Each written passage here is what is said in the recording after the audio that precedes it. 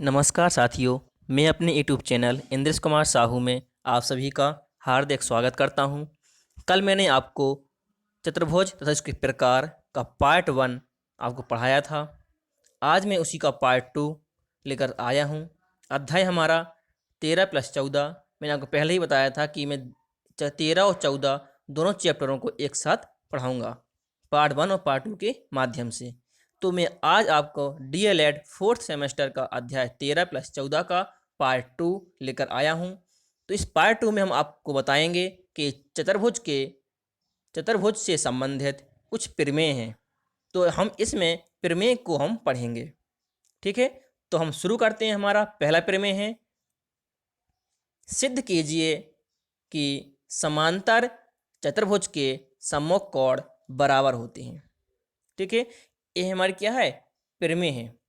ठीक है, प्रमेय हमारी कह रही है कि सिद्ध कीजिए कि समांतर चतुर्भुज के सम्मुख कोण बराबर होते हैं। तो हम इसको किस प्रकार से सॉल्व करेंगे वो आपको देखना है। तो हम पहले बनाएंगे चित्र, समांतर चतुर्भुज का चित्र बनाएंगे। तो हमारा ये चित्र दिया गया है ABCD। हमने एक बनाया चित्र, तो हम लिखेंगे दिया है। ठीक है, ज्ञात में हम क्या लिखेंगे, दिया में लिखेंगे हम कि ABCD एक समांतर चतुर्भुज है। इतना हमें मालूम है। ठीक है, इतना हमें क्या है, मालूम है। ठीक, और सिद्ध क्या करना है, सिद्ध करना है कि समांतर चतुर्भुज के सम्मुख कोण बराबर होते हैं। सम्मुख का मतलब होता है कि आमने सामने के कोण क्या करना है, बराबर, जी में सिद्ध करना है। तो आमने सामने का कोण क्या हुआ, जैसे हमारा कोण A और कोण C। ठीक है, ये हमारे सम्मुख कोण हुए। और कोण B और कोण D ये हमारे सम्मुख कोण हुए। ठीक है, तो हम जिसका करना, सिद्ध करना है। तो कोण A बराबर कोण C तथा कोण B बराबर कोण D, ये हमें सिद्ध करना है। अब हमें रचना क्या करनी है, रचना का मतलब होता है कि उसमें हमें अतिरिक्त काम करना, उस चित्र में अतिरिक्त कोई काम करें।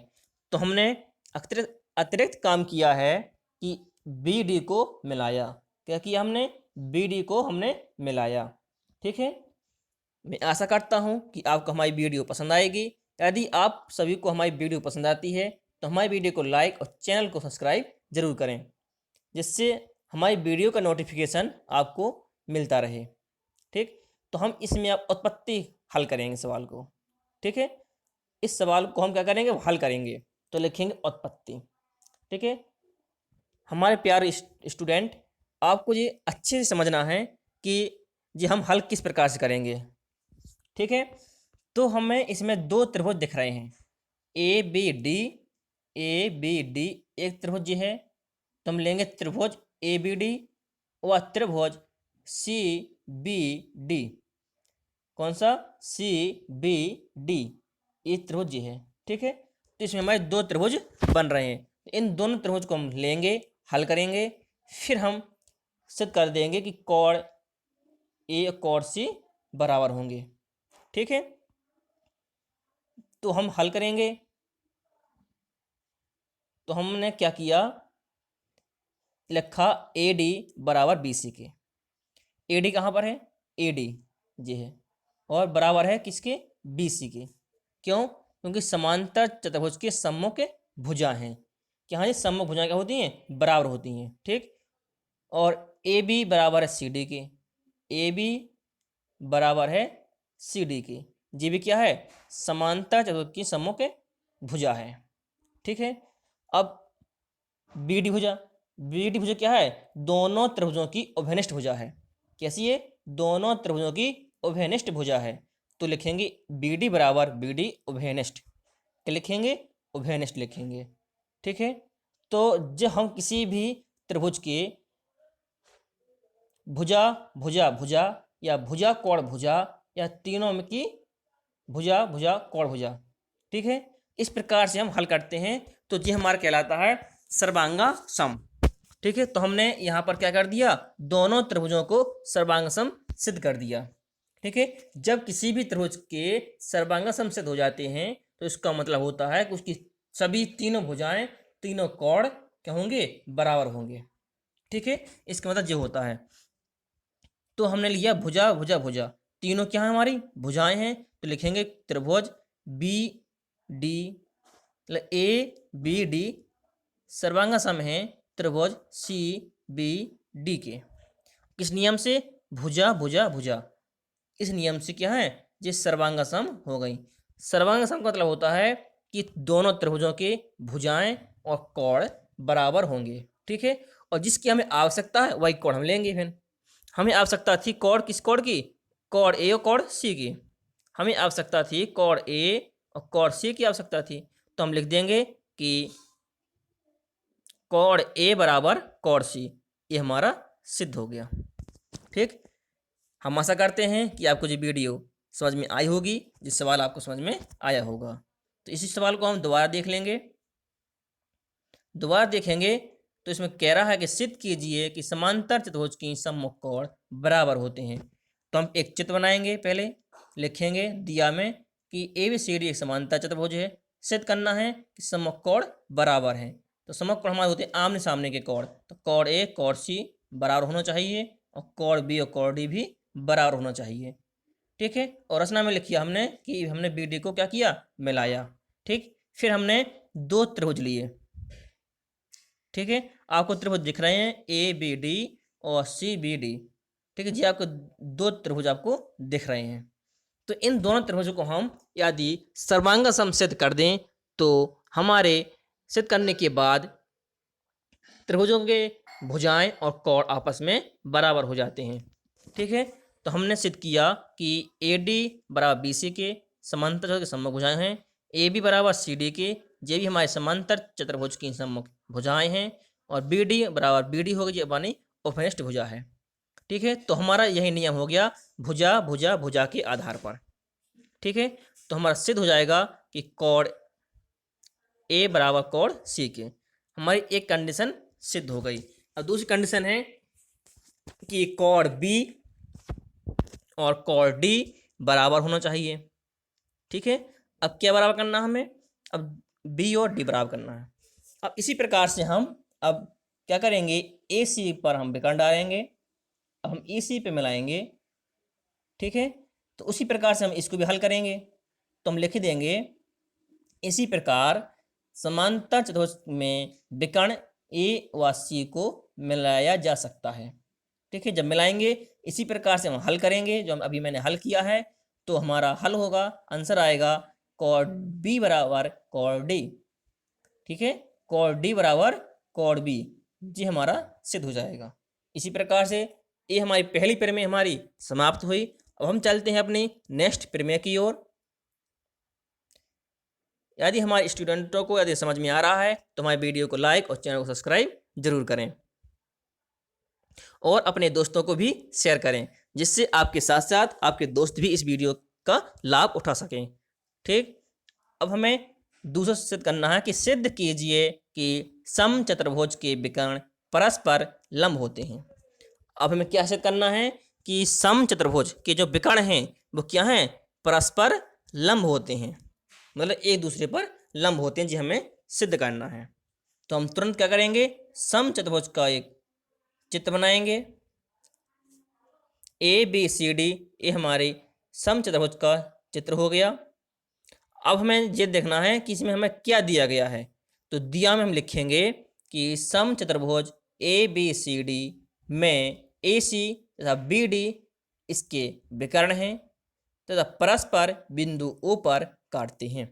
इतना हमें मालूम है, चित्र के माध्यम से हमें इतना मालूम है कि ए बी सी डी एक समचतुर्भुज है जिसके विकर्ण ए सी और बी डी इसकी विकर्ण हैं और बिंदु ओ पर काटते हैं, ठीक है। इतना हमें पता है। और सिद्ध क्या करना है, सिद्ध करना है कि समचतुर्भुज के विकर्ण परस्पर लंब होते हैं। तो हमने सिद्ध करना में हमें लिख लिया कि कोण सी ओ बी मतलब जे वाला कोण क्या 90 है, ठीक है जी, हमें सिद्ध करना है। तो हमने इसमें जे वाला कोण लिया, आप कोई भी कोण ले सकते हैं। ऐसा नहीं है कि हमें जे सिद्ध करना है कि यही 90 होना चाहिए, नहीं, ऐसा नहीं है। हम कोण ए ओ बी जे वाला भी हल कर सकते हैं। कौन सा? जे कोण भी 90 दिखा सकते हैं, जे वाला कोण भी 90 दिखा सकते हैं और जे कोण भी 90 दिखा सकते हैं, ठीक है। हमने ओनली एक कोण इसलिए ले लिया कि हम एक ही कोण से हम सिद्ध कर लेंगे, ठीक है। आप कोई भी कॉर्ड ले सकते हैं, ए ओ बी भी ले सकते हैं, ए ओ डी भी ले सकते हैं, बी ओ सी भी ले सकते हैं, और सी ओ डी भी। मतलब कहने का मतलब है चारों कोणों में से कोई आप एक कोण आसानी से ले सकते हैं। तो हमने ले लिया, मान लिया कि कोण सी ओ बी 90, ये हमें सिद्ध करना है। ठीक है, अब हम चलेंगे आगे। अब हमें करेंगे उत्पत्ति। उत्पत्ति में क्या करना है, हमें मालूम है कि ए बी सी डी एक समचतुर्भुज है। ठीक है, अब हम जानते हैं कि समचतुर्भुज क्या होता है। समचतुर्भुज की चारों भुजाएं बराबर होती हैं। तो हमने लिख लिया कि ए बी बराबर है बी सी के, बी सी बराबर है सी डी के, सी डी बराबर है डी ए के। तो हमने इसको समीकरण 1 मान लिया। क्या किया, इसको हमने समीकरण 1 मान लिया। ठीक है, और हम ये भी जानते हैं कि समांतर चतुर्भुज के विकर्ण परस्पर समद्विभाजित करते हैं। ठीक, क्या करते हैं, समांतर चतुर्भुज के विकर्ण परस्पर समद्विभाजित करते हैं। समद्विभाजित मतलब है कि सम माने समान, द्वि माने दो, भाजित माने बांटते हैं। मतलब वो विकर्ण हमारे दो भागों में बांटते हैं, बराबर बराबर भागों में। ठीक है, तो हम उसको कह सकते हैं जैसे हमारा जी विकर्ण है। ठीक है, जी विकर्ण पूरा हमारा है, एसी विकर्ण है पूरा। ठीक है, और बीडी जो पूरा विकर्ण है। ठीक है, ये कहाँ पर काट रहा है, ओ बिंदु पर काट रहा है। तो कहने का मतलब ये है हमारा कि ये आधा विकर्ण ओ ए बराबर होगा ओ सी के। ठीक है, जैसे आपको यदि नहीं दिख रहा होगा तो मैं आपको बता दूं अच्छे से कि ये वाला विकर्ण ओ ए बराबर होगा ओ सी के। ठीक है, और ओ बी बराबर होगा ओ डी के। ठीक है, जी होता है हमारा समद्विभाजित, कि दो बराबर भागों में बांटना। ठीक है, तो हमने क्या किया, हमने बांटा है ओ ए बराबर ओ सी, और कॉमा है ओ डी बराबर ओ बी। इसको हमने समीकरण 2 मान लिया। ठीक है, अब हमें क्या करना है, अब हमें इसमें भी दो त्रिभुज लेंगे। ठीक है, और दो त्रिभुज में से उनको हम सर्वांग सम सिद्ध कर देंगे। यदि हम किसी दो त्रिभुजों को सर्वांग सम सिद्ध करते हैं तो इसका मतलब होता है कि उन त्रिभुजों की भुजाएं और कोण आपस में बराबर होते हैं। ठीक है, तो हम लेंगे दो त्रिभुज। तो इसमें हम लेंगे बी ओ सी, त्रिभुज बी ओ सी, और त्रिभुज सी ओ डी, सी ओ डी। हम ये दो त्रिभुज हम इसकी लेंगे। ठीक है, एक त्रिभुज सी ओ बी और एक त्रिभुज सी ओ डी। ठीक है, इन दोनों त्रिभुजों को हम सर्वांग सम सिद्ध कर देंगे। तो हमें इस त्रिभुज के भुजाएं और कोण बराबर हो जाएंगे, और हमें जो कोण या जो भुजा हमें चाहिए वो हमारा उसमें सिद्ध हो जाएगा। ठीक है, तो हम चलते हैं अपने सवाल की ओर। तो हमने लिया त्रिभुज बी ओ सी तथा त्रिभुज डी ओ सी। ठीक है, ओ बी भुजा और ओ डी के बराबर होगी। देखो पहले ओ बी कहाँ पर है, देखो ओ बी हमारी ये है। ठीक है, ओ बी हमारी बराबर हो जाएगी किसके, ओ डी के। ठीक है, क्यों, समीकरण 2 से मैंने आपको अच्छे से समझाया था समीकरण 2 कैसा हुआ। ठीक है, तो ये हमारा समीकरण 2 से ये हमारा बराबर हो जाएगा, और बी सी बराबर डी सी के हो जाएगी। क्यों, बी सी हमारी भुजा है किसकी, इस त्रिभुज की, बी ओ सी की भुजा है, और डी सी डी ओ सी की भी त्रिभुज की भुजा है। तो भुजाएं क्या हैं, बराबर हैं। तो ये समीकरण 1 से, किससे, समीकरण 1 से। ठीक है, ये हमारे बराबर हो जाएंगी। ठीक, और ओ सी, इसमें लिखा है ओ सी, ओ सी बराबर ओ सी, ये क्या है, एक अभिनिष्ट भुजा है। देखो चित्र के माध्यम से आप देख सकते हैं कि ओ सी क्या है हमारी, ओ सी जी है, जी हमारी क्या ओ सी भुजा है। तो क्या है, दोनों त्रिभुजों की अभिनिष्ट भुजा है। जी हमारा पहला त्रिभुज था, जी हमारा दूसरा त्रिभुज था, तो ये क्या अभिनिष्ट मतलब कॉमन, मतलब ये त्रिभुज, ये भुजा हमारी भुजा है, इन दोनों त्रिभुजों की कॉमन है। तो हम लिख देंगे ओ सी बराबर ओ सी। ठीक है, ओवरनेस्ट हो गई। ठीक है, तो हम किसी भी त्रिभुज में 3 कंडीशन दिखा देते हैं तो वो त्रिभुज हमारा सर्वांग सम सिद्ध हो जाता है। तो लिखेंगे त्रिभुज बी ओ सी सर्वांग सम त्रिभुज डी ओ सी की। ठीक है, ये क्या, दोनों त्रिभुज हमारे सर्वांग सम सिद्ध हो गए, किस नियम से, भुजा भुजा भुजा नियम से। ठीक है, तीनों भुजाएं हमने दिखा दी तो हमारा जो नियम होता है कि तीन भुजाएं यदि हमारी त्रिभुज की बराबर हो जाती हैं तो हमारा त्रिभुज सर्वांगसम सिद्ध हो जाता है। ठीक है, तो हमें अब क्या किस कोण की आवश्यकता है वो कोण हम लिख लेंगे।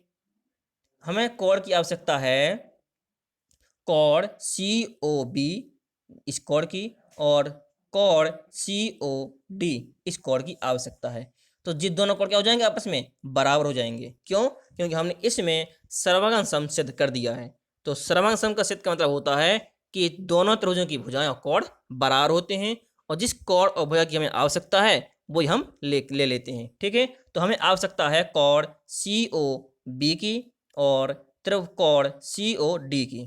तो जी आपस में क्या हो जाएंगे, बराबर हो जाएंगे। तो हम वही लिखेंगे कि कोण BOC बराबर कोण DOC के। ठीक है, ये दोनों त्रिभुज क्या हो गए, कोण, ये दोनों कोण हमारे बराबर हो गए। ठीक है, अब हमें क्या चाहिए, हमें तो चाहिए कि नब्बेंश चाहिए, सिद्ध करना है कि कोण COB नब्बेंश। तो हम क्या करेंगे, आपको पता है कि जी हमारे रेखीय युग्म कोण है।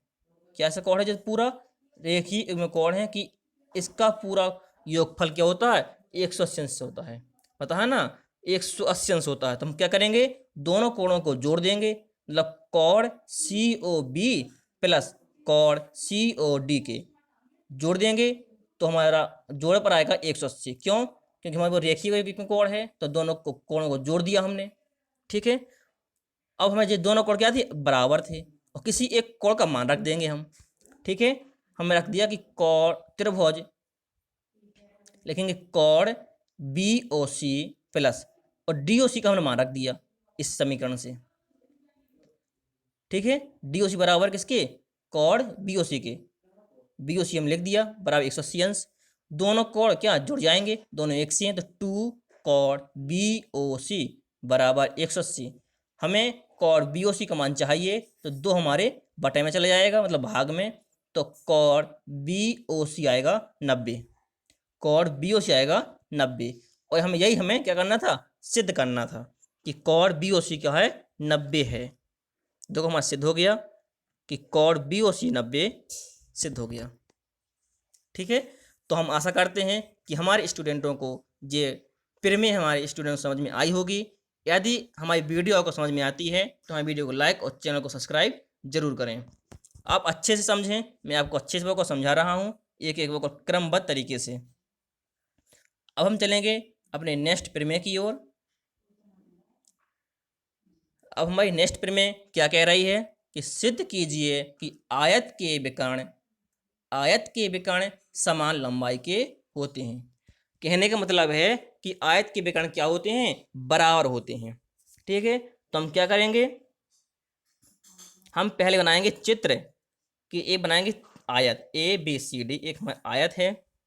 तो लिखेंगे दिया में कि दिया है, क्या दिया है कि आयत ABCD में AC तथा BD इसके विकर्ण हैं। तो हमारा क्या दिया गया है कि आयत ABCD में AC और BD विकर्ण हैं। ठीक, जी हमें दिया गया है और हमें सिद्ध क्या करना है, सिद्ध करना है कि आयत के विकर्ण समान लंबाई के होते हैं। कहने का मतलब है कि बराबर होते हैं। तो AC बराबर होगा BD के, जब AC बराबर है BD के, ये हमें सिद्ध करना है। कोई दिक्कत नहीं है, चलेंगे। सिद्ध करने का तरीका मैंने आपको बताया है कि हमें क्या करना है। सिद्ध करने का हमें सिद्ध कैसे होंगे, हमें पहले दो त्रिभुजों की आवश्यकता होगी। उन दो त्रिभुजों को हम यदि सर्वांगसम सिद्ध कर देते हैं तो दोनों त्रिभुजों की भुजाएं और कोण आपस में बराबर होते हैं। ठीक है, और जिस कोण या भुजा की हमें आवश्यकता है वह भुजा हम ले लेंगे, बाकी को छोड़ देंगे। ठीक है, तो हमें पता है, उत्पत्ति करेंगे हम जैसे इसकी, तो हमें मालूम है कि ABCD एक आयत है। ठीक है, जब आयत है तो हम जानते हैं कि आयत के प्रत्येक कोण 90 अंश के होते हैं। तो लिखेंगे कि कोण A 90 अंश, कोण B 90 अंश, कोण C 90 अंश, कोण D 90 अंश। ठीक है, तो जी हमने मान लिख लिया कि कोण A 90 हो गया और कोण A प्लस कोण B बराबर 180 अंश हो जाएगा, दोनों कोणों का योगफल। और कोण A कोण B 90 के होते हैं, हम जानते हैं कि प्रत्येक कोण 90 अंश के होते हैं। ठीक है, तो अब इसे हम क्या करेंगे इसमें हम कोई दो त्रिभुज लेंगे और हमें ऐसे त्रिभुज लेने हैं कि ये दोनों क्या विकर्ण हमारे आ जाएं। ऐसे त्रिभुज लेने हैं कि हमारे ये दोनों विकर्ण उस त्रिभुज में आ जाएं। तो हम क्या करेंगे, हम एक ले लेंगे ए बी सी, क्या लेंगे, ए बी सी ले लेंगे एक, और एक ले लेंगे ए बी डी, एक ले लेंगे ए बी डी त्रिभुज, एक लेंगे ए बी सी त्रिभुज। ठीक है, इन दोनों त्रिभुज को लेने से हमारे दोनों विकर्ण शामिल हो जाएंगे। ठीक है, तो हमने यही लिया कि ए बी डी और त्रिभुज बी सी ए। ठीक है, दोनों त्रिभुज ले लिए हमने। तो ए डी बी में त्रिभुज हमारा कौन सा कोण आ रहा है, ए कोण आ रहा है। इस बार त्रिभुज में हमारा कोण ए आएगा और बी सी ए में हमारा कोण बी आएगा। ठीक है, तो कोण ए बराबर कोण बी 90 अंश हो जाएंगे। ठीक है, 90 अंश हो जाएंगे। और ए बी डी त्रिभुज में ए बी भुजा होगी और ए बी सी में भी ए बी भुजा है। देखो चित्र में देख सकते हैं कि ए बी डी में ए बी भुजा अभी आ रही है और ए बी सी में भी ए बी भुजा आ रही है। मतलब ए बी क्या है, दोनों में उभयनिष्ठ है। तो हम लिख लेंगे कि ए बी बराबर ए बी उभयनिष्ठ हो गई। ठीक है, और ए डी बराबर बी सी सम्मुख भुजा है। क्या है, सम्मुख भुजा। हम जानते हैं कि आयत में सम्मुख भुजाएं बराबर होती हैं। तो ए बी डी त्रिभुज में ए डी भुजा है और बी सी भुजा ए बी सी त्रिभुज में होगी। ठीक है, तो दोनों भुजाएं बराबर होंगी क्योंकि ये सम्मुख भुजाएं हैं। ठीक है, तो हमने तीन कंडीशन इसमें दिखा दी। तो हम कह सकते हैं कि त्रिभुज बी ए बी डी सर्वांग सम है त्रिभुज के बी सी ए के। किस नियम से, भुजा कोण भुजा नियम से, कि हमने दो भुजा और एक कोण हमने दिखा दिया। ठीक है, तो इस नियम से हमारे ये क्या हो गए, सर्वांग सम हो गए। ठीक है, अब हमें किसकी आवश्यकता थी, तो वही हम लिखेंगे। हमें आवश्यकता थी बी डी भुजा ए सी के बराबर है। ठीक है, तो हमने ए बी डी, हमने क्या किया, ए बी डी त्रिभुज में बी डी भुजा ले ली। हम इस भुजा की आवश्यकता थी। और त्रिभुज ए बी सी में हमें आवश्यकता थी भुजा ए सी की। तो ये दोनों क्या हो जाएंगे, आपस में बराबर हो जाएंगी। और यही हमें सिद्ध करना था। ठीक है, तो हमारे विकर्ण हमारे सिद्ध हो गए। ठीक है, ये हमारे विकर्ण क्या थे, विकर्ण थी आयत की विकर्ण। तो हमारी आयत के विकर्ण हमारे क्या हुए, सिद्ध हो गए, यदि सिद्धम। ठीक है, तो मैं आशा करता हूँ कि आप सभी को हमारी वीडियो समझ में आ रही होगी। यदि हमारी वीडियो आपको समझ में आती है तो हमारी वीडियो को लाइक और चैनल को सब्सक्राइब जरूर करें। ये हमारा था पार्ट 2। तो मैंने आपको अच्छे से समझा दिया है कि पार्ट 2 में हमने आपके सामने लेकर आए थे। तो वे प्रमेय हमारी इम्पोर्टेंट प्रमेय कंप्लीट हुई। यदि कोई भी प्रमेय आपको नहीं बनती है यदि, तो वो मेरे कमेंट बॉक्स में उस प्रमेय को भेज सकते हैं। तो मैं आपका सोल्यूशन का नया वीडियो बना करके अपलोड कर दूंगा। ठीक है, तो मैं आशा करता हूँ कि आप अच्छे होंगे और सुरक्षित होंगे। तो हमारी मुलाकात अगली वीडियो में फिर होगी। तब तक के लिए नमस्कार।